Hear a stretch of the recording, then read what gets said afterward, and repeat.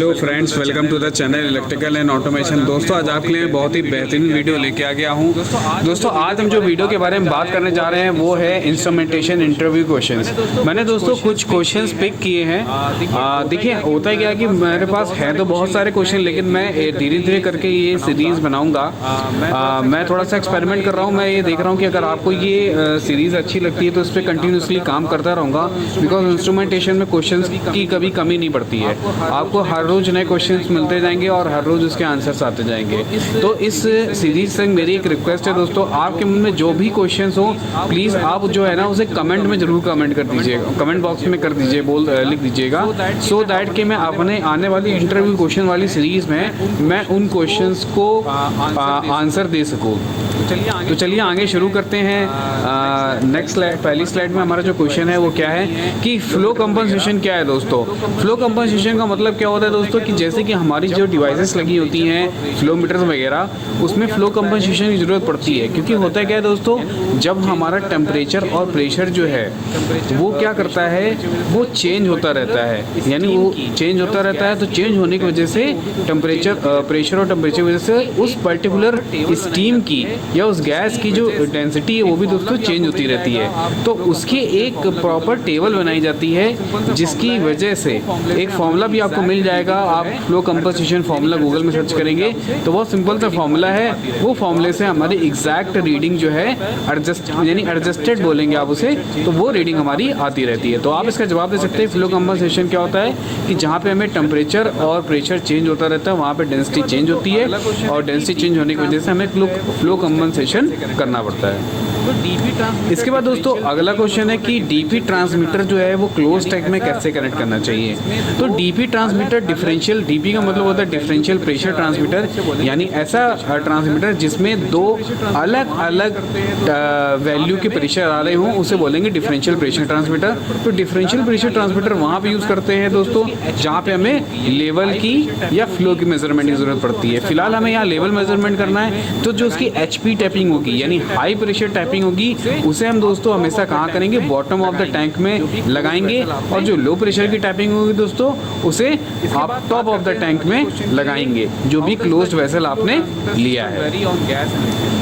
इसके बाद बात करते हैं अगले क्वेश्चन के लिए, how does the DP flow transmitter system very on gas and liquid. जो हमारा डीपी फ्लो है, आपने डीपी फ्लो मेजरमेंट करना है, तो डीपी फ्लो के लिए आपको ओरिफिस चाहिए होगी, या वेंचुरी चाहिए होगी, या पिटेट ट्यूब चाहिए होगी, या फ्लो नोजल चाहिए होगा। अब हम बात करते हैं इसके असेंबली की। यहाँ पे जो क्वेश्चन है ये असेंबली की है कि वेरी क्यों करता है गैस और लिक्विड में। तो दोस्तों अगर हम सेम तरीके से गैस और लिक्विड में अपना टैपिंग लगाएंगे तो हमें कभी भी एग्जैक्ट रीडिंग नहीं मिलेगा।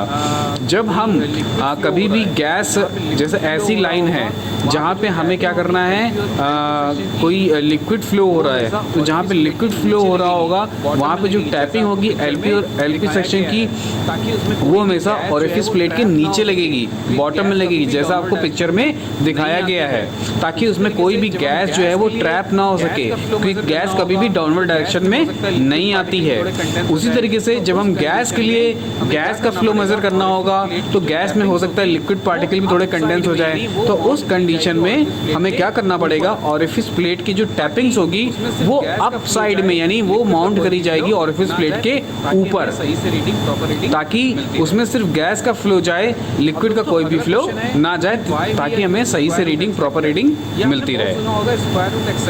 अब दोस्तों अगला क्वेश्चन है कि why we are use square root extractor.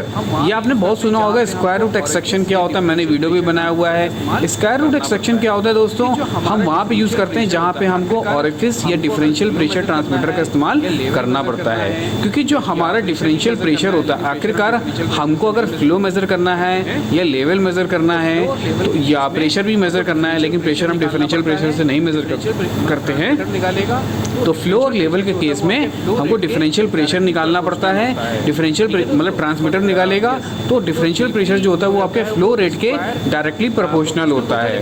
ठीक है दोस्तों, सॉरी यस। तो डीपी जो होता है वो स्क्वायर प्रोपोर्शनल होता है, लेकिन स्क्वायर की प्रोपोर्शनल होता है। तो उस स्क्वायर को हटाने के लिए हमें स्क्वायर रूट एक्सट्रैक्टर लगाना पड़ता है, क्योंकि डीपी ने जो दिया अगर वो स्क्वायर हो जाएगा तो उसकी वैल्यू चेंज हो जाएगी। वैल्यू चेंज होने के कारण हमारे पास एग्जैक्ट वैल्यू नहीं आएगी। तो हमें स्क्वायर रूट लगाने को लगा के किसी स्क्वायर के ऊपर दोस्तों अगर स्क्वायर रूट लग जाता है तो उसका इफेक्ट जो है वो खत्म हो जाता है। तो ऐसा करके हम DP square root extractor use करते हैं। हम आजकल के जो मॉडर्न ट्रांसमीटर होते हैं वो दोस्तों स्क्वायर रूट एक्सट्रैक्टर उनके ट्रांसमीटर में ही अवेलेबल होता है। अगर इनकेस वहाँ पे आपने ऑन नहीं किया तो आप DCS में ऑन कर सकते हैं, लेकिन रिकमेंडेड यही होता है कि आप ट्रांसमीटर में ऑन करें। इसके बाद हम बात करेंगे कि थर्मोवेल क्यों यूज़ करते हैं। दोस्तों थर्मोवेल एक प्रोटेक्टिंग डिवाइस है जो हमारे थर्मो कपल को या RTD को प्रोटेक्ट करता है, जो सब्सटेंस आपका फील्ड में घूम रहा है उससे बचाने में, ताकि उसकी कोरोजन ना हो जाए, इरोजन ना हो जाए या हाई प्रेशर में वो टूट ना जाए। तो इसलिए हम थर्मोवेल यूज़ करते हैं। उसके बाद हम बात करते हैं PT100 की। दोस्तों RTD की जब हम बात करेंगे तो उसमें एक टाइप की RTD होती है PT100, उसी तरीके से PT1000 भी आती है। तो 100 का मतलब क्या होता है दोस्तों, आपको ये समझना बहुत जरूरी है। यानी उसका मतलब ये होता है कि 0 डिग्री सेल्सियस पे वो 100 ओम का रेसिस्टेंस दिखाएगी। यानी आपकी ऐसा प्लेटिनम जो 0 डिग्री सेल्सियस पे 100 ओम दिखाए, क्योंकि RTD जो होती है दोस्तों वो टेम्परेचर के साथ साथ अपने रेसिस्टेंस को चेंज करती है। इसके बाद अगर आपको RTD और थर्मोकपल देखने में एक जैसी लगती है, अब आपको बिना खोलने के बाद आप कैसे चेक करेंगे कि RTD या थर्मोकपल है। आपको करना क्या है, ट्रांसमीटर लेना है, उसको रेसिस्टेंस मोड में लगाना है, और अगर आपका जो भी RTD थर्मोकपल से आपने उसको लगाया है अगर वो रेसिस्टेंस दे देता है तो वो RTD है, नहीं दे देता है तो वो थर्मोकपल है। थर्मोकपल इसलिए नहीं देगा क्योंकि थर्मोकपल की रीडिंग दोस्तों मिली वोल्ट में हमेशा आती है। अब आपको किसी भी डिफरेंशियल प्रेशर ट्रांसमीटर का 0 चेक करना है कि उस डिफरेंशियल प्रेशर का ट्रांसमीटर का 0 सही है कि नहीं है। तो बहुत ईजी है, आपको क्या करना पड़ेगा, आपको HP वॉल या LP वॉल में से कोई एक वॉल बंद कर दीजिए और उसके बाद इक्वलाइजिंग वॉल खोल दीजिए। तो हो गया क्या, वो इक्वलाइजिंग वॉल दोनों साइड पे एक ही जैसा प्रेशर अप्लाई कर देगा, जिसकी वजह से आपका ट्रांसमीटर जो है वो 0 रीडिंग दिखाना चाहिए। अगर ऐसा कर रहा है तो आपका ट्रांसमीटर का 0 एकदम ओके है।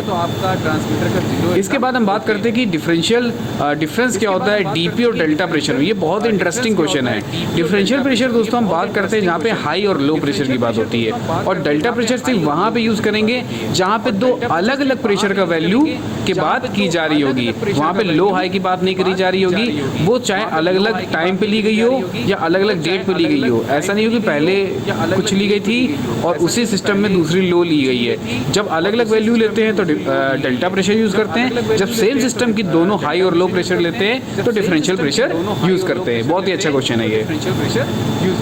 कैलिब्रेशन क्या होता है दोस्तों? कैलिब्रेशन जो होता है वो हमारा किसी भी डिवाइस के ऑपरेशनल और सेफ्टी पॉइंट ऑफ व्यू से बहुत ही इम्पोर्टेंट है। अगर हमारा डिवाइस जो है वो कैलिब्रेटेड रहेगा तो हमारा जो है प्रोसेस है वो हमेशा एक्यूरेटली काम करेगा। कैलिब्रेशन जो होता है हमेशा दोस्तों स्टैंडर्ड को लेके कैलिब्रेट किया जाता है।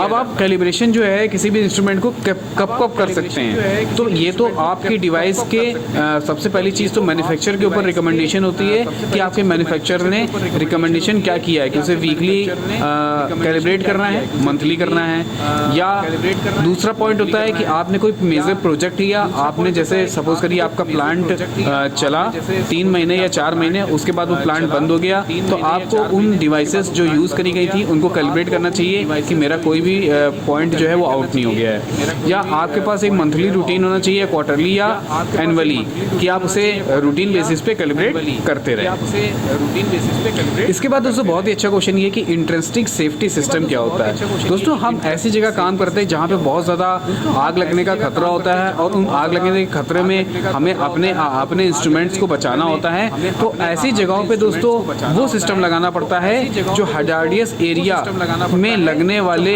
आग की वजह से हमारे सिस्टम को कोई भी नुकसान ना पहुंचा पाए। तो ऐसे सिस्टम को बोलते हैं दोस्तों इंट्रिंसिक सेफ्टी सिस्टम। इसी सीरीज में दोस्तों अगला क्वेश्चन है कि जो IS यानी intrinsic safety and non IS cable क्या होती है। तो जैसा आपने समझ लिया था कि नॉन IS केबल वहाँ पे लगेंगी जहाँ पे नॉन हजार्डियस एरिया होगा, जहाँ पे आग लगने या इस तरीके के प्रॉब्लम से दिक्कत नहीं होगी। और जो IS केबल है वो वहाँ पे लगाई जाती हैं जहाँ पे हमें इलेक्ट्रिकली बहुत ज़्यादा प्रोटेक्ट करना होता है, या जहाँ पे कोई भी बहुत ज़्यादा सेफ्टी प्रिकॉशन लेना होता है जिससे हमारी केबल्स न जल पाएँ, तो वहाँ पे हम IS केबल लगाते हैं। तो ये था आपका दोस्तों लास्ट क्वेश्चन, और मुझे उम्मीद है दोस्तों आपको कुछ ना कुछ डाउट क्लियर होंगे। इसके अलावा आपको इन क्वेश्चन को पढ़ते वक्त कुछ और डाउट्स आए होंगे तो आप प्लीज़ हमें कमेंट बॉक्स में कमेंट करके जरूर बताएं कि आपको और क्या चीज़ पढ़नी है, या आपका और कोई क्वेश्चन है या नहीं है। Thank you. और कोई क्वेश्चन है या नहीं है। Thank you.